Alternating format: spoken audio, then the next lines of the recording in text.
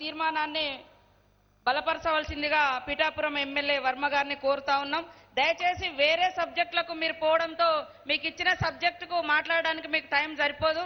కాబట్టి ఏ సబ్జెక్ట్ అయితే మీకు కేటాయించబడిందో అదే అంశం మీద మాట్లాడాల్సిందిగా కోరుతాం. సభకు నమస్కారం. మరి గౌరవ ముఖ్యమంత్రి చంద్రబాబు నాయుడు గారికి నమస్కారాలు. ఇక్కడికి విచ్చేసిన తెలుగుదేశం పార్టీ కుటుంబ సభ్యులందరికీ కూడా పేరు పేరున నమస్కారాలు.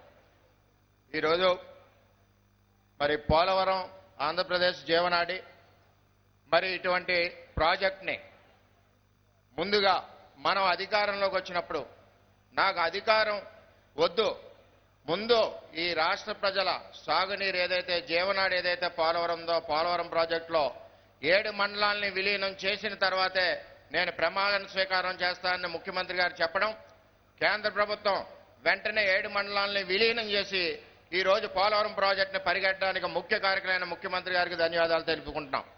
అదేవిధంగా 2004లో అప్పుడు రాజశేఖర రెడ్డి రెండవసారి శంకుస్థాపన చేసి ఆ రోజులో 2007 కల్లా పూర్తి చేస్తానని చెప్పి ఆ రోజు రాజశేఖర రెడ్డి చెప్పాడు. అటువంటిది ఈ రోజు జగన్మోహన్ రెడ్డి గారు ఏ సమాధానం ప్రజలకు చెప్తారని చెప్పి మరి అడగడం జరుగుతుంది. అదేవిధంగా 10 మంది కాంట్రాక్టర్లని ప్రీ క్లోజ్ చేసి పోలవరం పనులు ముందుకు వెళ్లకుండా పోలవరంలో ఉన్న జల విద్యుత్ ప్రాజెక్టు ఏదైతే ఉందో అది కొట్టేయాలని ఒక దురుద్దేశంతో జగన్మోహన్ రెడ్డి గారు వాళ్ళ తండ్రిని అడ్డు పెట్టుకుని ముందుకు తీసుకెళ్లడం జరిగింది. పోలవరం పనులు ఏదైతే ఉన్నాయో రాక్ విలువ పనులు కానీ ఇవన్నీ కూడా 1.8% తప్పించి అంతగా పైచిలకు ఎప్పుడు కూడా రాజశేఖర రెడ్డి గారు చేయలేదు. అటువంటి ప్రాజెక్టుని ఈ రోజు ముఖ్యమంత్రి చంద్రబాబు నాయుడు గారు పరుగులు పెట్టిస్తూ ఇప్పటికి 18 సార్లు పోలవరాన్ని విజిట్ చేశారు. మరి ప్రతిపక్ష నాయకుడు జగన్మోహన్ రెడ్డి ఏ రోజైనా విజిట్ చేశారని చెప్పి అడగడం జరుగుతుంది. ఇదే కాకుండా సుదీర్ఘ పాదయాత్ర ఏదైతే 3000 కిలోమీటర్లు చంద్రబాబు నాయుడు గారు కాళ్ళు బొబ్బలు ఎక్కేలాగా నడిచి కుటుంబాన్ని వదిలి ఈ రాష్ట్రమే ముఖ్యం, ఈ రాష్ట్ర రైతాంగం ముఖ్యం, తెలుగుదేశం ప్రభుత్వాన్ని అధికారంలోకి తీసుకురావడమే ముఖ్యమని చంద్రబాబు నాయుడు గారు ఆ పాదయాత్రలో ప్రతి ఒక్క రైతు మాకు సాగునీరు లేదు, మేము అప్పుల్లో ఉన్నాం, పిల్లల పెళ్లిళ్ళు చేయలేకపోతున్నాం, పిల్లలు సరైన చదువులు చదివించలేకపోతున్నాం, పైకి రైతు అనే పేరే కానీ ప్రతి సంవత్సరానికి 1-2 ఎకరాలు అమ్ముకుని బతుకుతున్నామని చెప్పి చంద్రబాబు నాయుడు గారికి తెలియజేయడం. అదేవిధంగా తూర్పుగోదావరి జిల్లా మల్లవరం గ్రామ రైతు చంద్రబాబు నాయుడు గారు పాదయాత్ర చేసినప్పుడు చంద్రబాబు నాయుడు గారిని అత్తుకుని నా 15 ఎకరాల భూమి పంటలు లేక అప్పులకి కట్టాను, నా పిల్లల పెళ్లిళ్ళు చేయలేకపోతున్నారని చంద్రబాబు నాయుడు గారు చెప్పారు. ఆ పాదయాత్రలో గుండెల్లో మదిలో ఏదైతే ఉందో ఇటు పట్టిసీమ కానీ అటు పురుషోత్తపట్నం కానీ ఆయన ఆ రోజు చూసిన బాధలకు అనుగుణంగా రైతాంగాన్ని పంటలు పండించాలని చెప్పి మొట్టమొదటిసారిగా పట్టిసీమని 6 నెలల్లో పూర్తి చేసి 12,20,000 ఎకరాలకి మరి సాగునీరు ఇచ్చిన ఘనత తెలుగుదేశం ప్రభుత్వం ముఖ్యమంత్రి చంద్రబాబు నాయుడు గారిని తెలియజేస్తున్నాం. దీని ద్వారా 5,000 కోట్ల రూపాయలు రైతులకి ఆర్థిక అభివృద్ధి జరిగిందని కూడా తెలియజేస్తున్నాం. ఇటు పట్టిసీమలో ఏదైతే ఉందో పోలవరం లెఫ్ట్ బ్రాంచ్ కెనాల్లో రాళ్లు పనుల వల్లి కాంక్రీట్ పనులు వదిలేసి కమిషన్లు వచ్చి మట్టి పనులు కొట్టేసి ఈ రోజు రైతులకు భూసేకరణ కూడా చేయకపోతే గౌరవ ముఖ్యమంత్రి గారు స్వయంగా రంగంలోకి దిగి మరి ఆ కార్యక్రమాన్ని కూడా భూసేకరణ రైతులకు న్యాయమైన ధరలిచ్చి పూర్తి చేశారు. అటువంటి పట్టిసీమకి తూర్పుగోదావరి జిల్లాలో రైతులను రెచ్చగొట్టిన నాయకుడు ఈ జగన్మోహన్ రెడ్డి ఏదైతే వృధాగా పోతుందో వృధా పోయి గోదావరి నీరు పట్టిసీమకి మళ్లిస్తే మీ నీరు చంద్రబాబు నాయుడు పట్టుకెళ్తున్నారన్నారు కానీ జగన్మోహన్ రెడ్డి రైతులు కానీ తూర్పుగోదావరి జిల్లా వాసులు ఎవరు కూడా నమ్మలేదు. అటువంటిది పురుషోత్తపట్నం మేము దాని గురించి 10 సంవత్సరాలు పోరాడాం, 1,00,000 సంతకాలు ఉద్యమం చేశాం. మన అధ్యక్షుడు చంద్రబాబు నాయుడు గారు ఆ ఉద్యమంలో 1,00,000 సంతకం పెట్టారు. ఏలేరు ఆయకట్టు కింద రైతులందరూ కూడా ఆక్రనందాలతో ఉన్నారు, పంటలు పండట్లేదు, ఏమి చేయాలంటే ఆ రోజే చంద్రబాబు నాయుడు గారు చెప్పారు. ఈ రైతుల బాధలను చూసి ప్రతి నాయకుడు చెప్పుకుని వెళ్ళిపోతాడు, కానీ ఎవరు పనిచేయరు.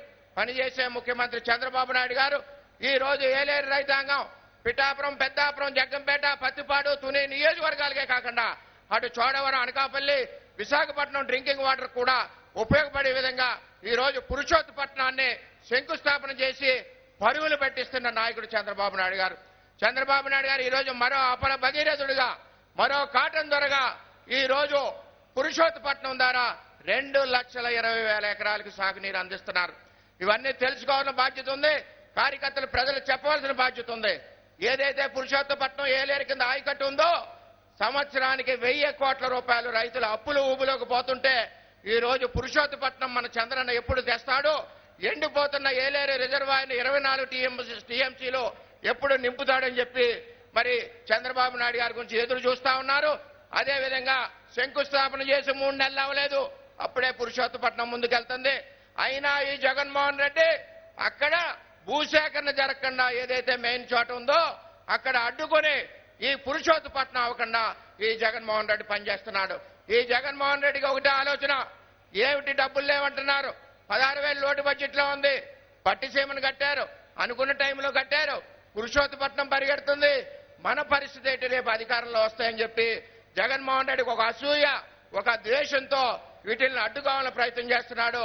అయినా చంద్రబాబు నాయుడు గారు ముందుకి ఈ 2 ప్రాజెక్టులు తీసుకెళ్లి ఇవాళ రైతు బాంధవుడుగా మరి చంద్రబాబు నాయుడు గారు నిలబడతారు. ఈ రాష్ట్రంలో గడిచిన రోజుల్లో రాజశేఖర రెడ్డి ఎక్కడా కూడా మా జిల్లాలో కూడా చుక్క నీరు ఇచ్చిన బాపత లేదు. ఎక్కడికక్కడ చెప్పడం, మట్టి పనులు చేయడం తప్పితే వేరే పని లేదు.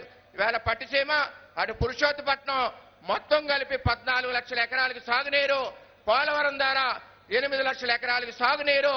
పోలవరం వస్తే మరి ఈ రాష్ట్రం అంతా కూడా ఆర్థిక అభివృద్ధి అవుద్ది. అంతేకాకుండా కేంద్రంతో చెప్పి 100% నిధులు తెచ్చి, నిధులు లేట్ అయినా మధ్యని రాష్ట్ర నిధులతో పోలవరాన్ని ముందుకు నడిపిస్తూ అక్కడ మంత్రిని కూడా 24 గంటలు మన సాగునీటి మంత్రిని కూడా పోలవరం మీద పెట్టి చంద్రబాబు నాయుడు గారు ప్రతి సోమవారం పోలవరం వారంగా రివ్యూ చేస్తూ ఇటువంటి జాతీయ ప్రాజెక్టు భారతదేశంలో ఒక చరిత్రగా ఉండిపోద్ది. అదేవిధంగా నదుల అనుసంధానకర్త భారతదేశంలో ఎవరన్నా ఉన్నారంటే ఈరోజు చంద్రబాబు నాయుడు గారు ఒక్కరే. ఆ విధంగా కృష్ణా గోదావరి అనుసంధానం చేశారు, అదేవిధంగా ఏలేరు గోదావరి అనుసంధానం చేసి ఈ రాష్ట్ర ప్రజలు ఏదైతే నమ్మకం పెట్టుకున్నారో ఆ నమ్మకం ఒమ్ముపోకుండా మరి నీరుని గోదావరి అమ్మను కానీ ఇటు పోలవరం నుంచి కానీ నీరుని 2019కి పరిగెట్టించి ఈ రాష్ట్రాన్ని సస్యశ్యామలం చేస్తారు. అదేవిధంగా రాష్ట్ర ప్రజలందరూ కూడా రాబోయే రోజుల్లో ముఖ్యమంత్రి చంద్రబాబు మా ముఖ్యమంత్రి అవ్వాలి, తెలుగుదేశం ప్రభుత్వంలో అధికారంలో రావాలనే విధానంతో మరి రైతులందరూ ఉన్నారు. ఈ యొక్క తీర్మానం ఏదైతే ఉందో ఇది బలపరచడానికి నాకు అవకాశం ఇచ్చినందుకు గౌరవ ముఖ్యమంత్రి గారికి ధన్యవాదాలు తెలుస్తూ ఈ తీర్మానం బలపరుస్తుంది.